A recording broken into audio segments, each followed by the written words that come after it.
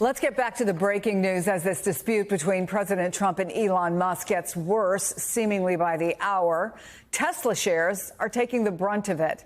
Now, we want to remind folks, this comes less than an hour after Musk posted this. He argued that without him, Trump would have lost the election in November. There it is, this. Without me, Trump would have lost the election, Dems would control the House, and Republicans would be 51 to 49 in the Senate. Such ingratitude. Donald Trump didn't like that. He said, I would have won Pennsylvania regardless of Elon. I'm very disappointed with Elon. David Drucker is back with me. David, Teddy Schleifer, who's a reporter who covers Musk and other billionaires for the New York Times, I think he was just on the show yesterday, tweeted, RIP, the relationship between the tech right and Donald Trump. What is the fallout from all of this, do you think? Where does this all go from here? Well, it depends. I mean, look, there's plenty of donor money out there, and Republicans can raise small dollar money.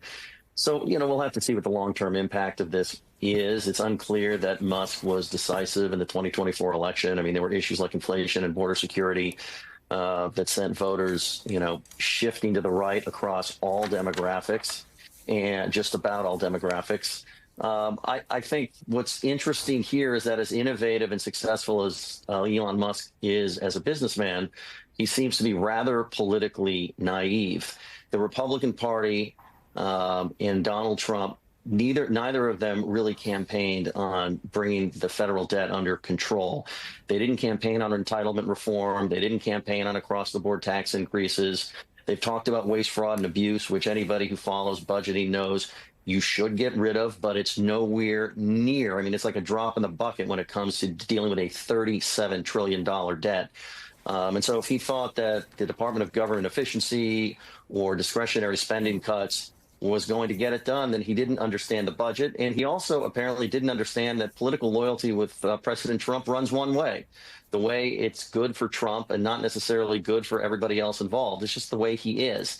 And if Musk would have done his homework, he might have realized that. Yeah, or maybe you think that you're going to be the exception to the rule because you've been so successful your whole life. That's for books to be written in the future. Yeah, that's naive.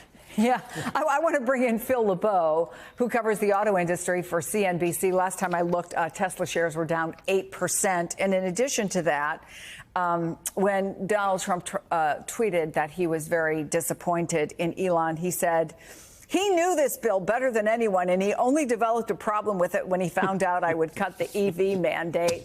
Oh, those gentlemen are going back and forth. What do you make of this scorched earth approach? Well, I can tell you this much. Elon Musk made it very clear early on in the Trump administration that if the EV mandate was eliminated, Tesla would be okay with that.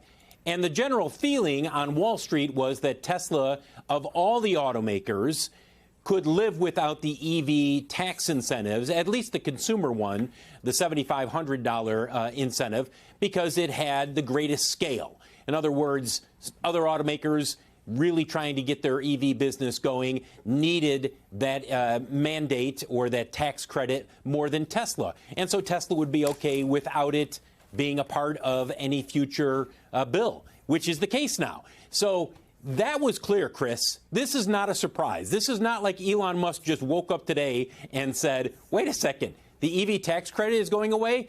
They knew about it. He knew about it.